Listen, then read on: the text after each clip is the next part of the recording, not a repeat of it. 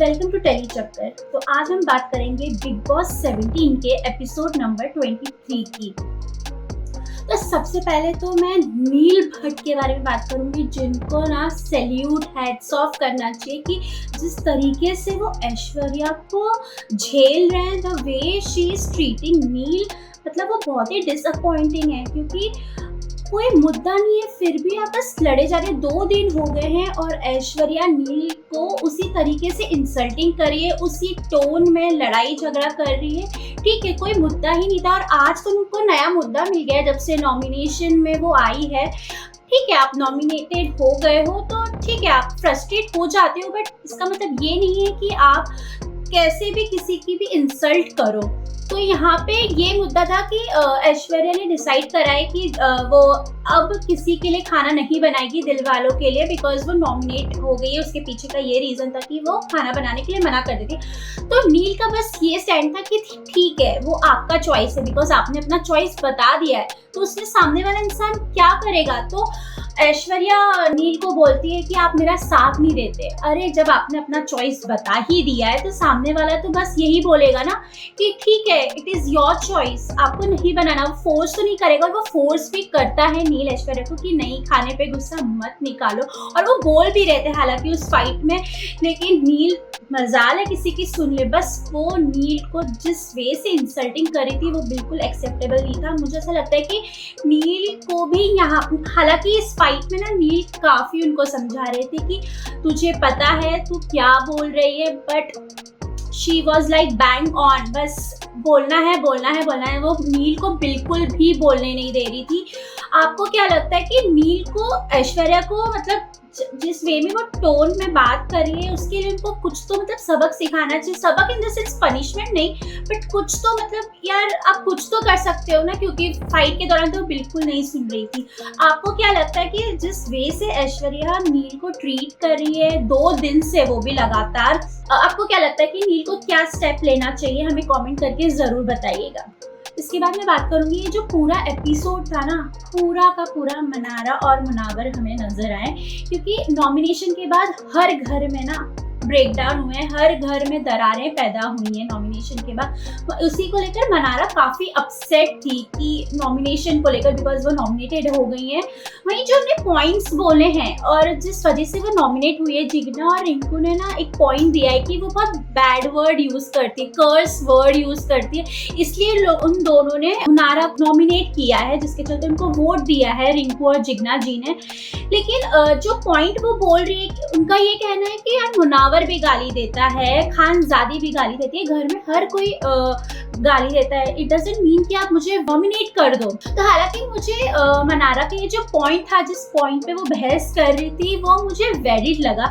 लेकिन मनारा का मुझे एक बिहेवियर बहुत गलत लगा कि वो मुनावर से सबके सामने, घर में सबके सामने चाहती है कि वो मुझे माफ़ करे।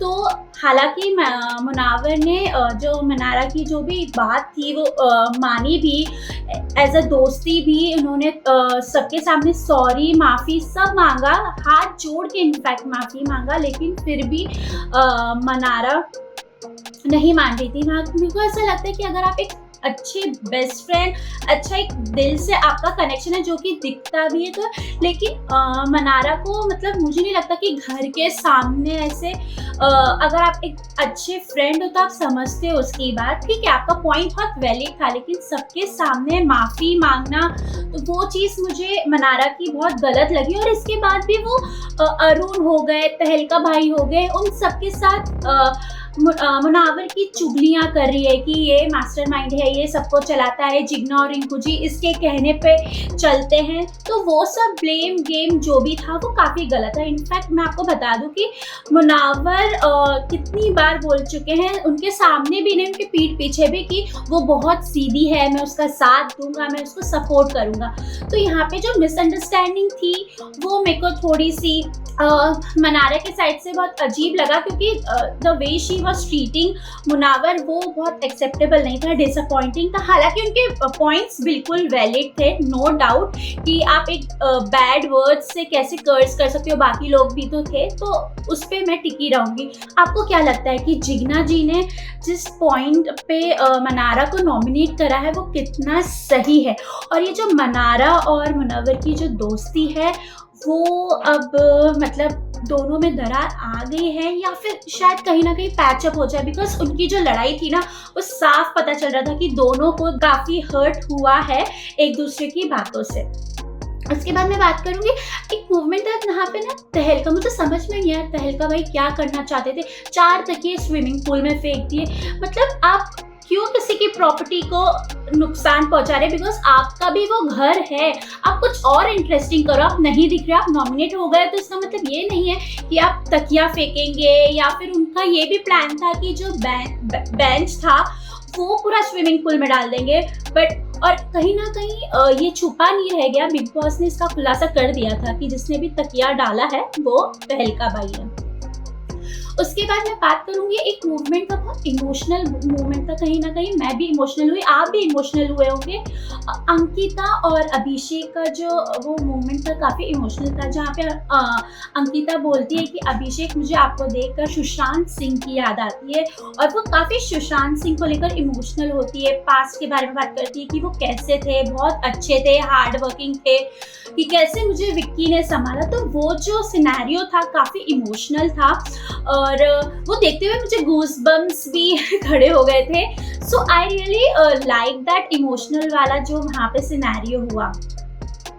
उसके बाद ना मैं समर्थ की बात करूंगी। भाई समर्थ आप क्या कर क्या रहे हो?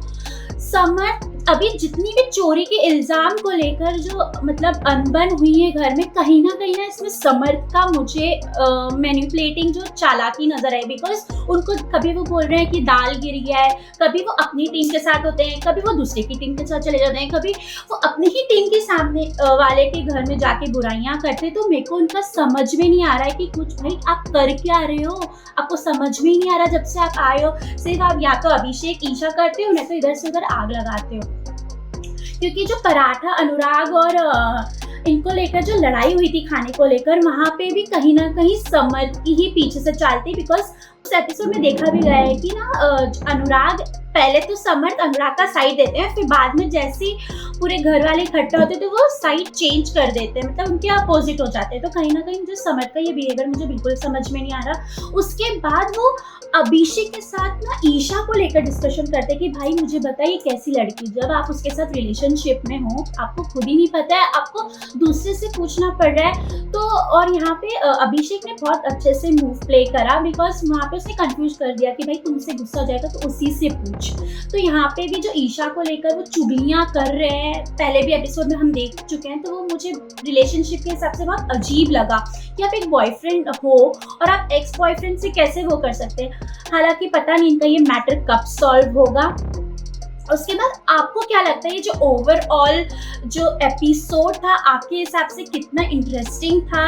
समर्थ को लेकर आपका क्या कहना है? मुनावर और जो मनारा की जो अब दोस्ती में थोड़ा दरार आ गया है, तो वो सॉल्व होगी कि नहीं होगी?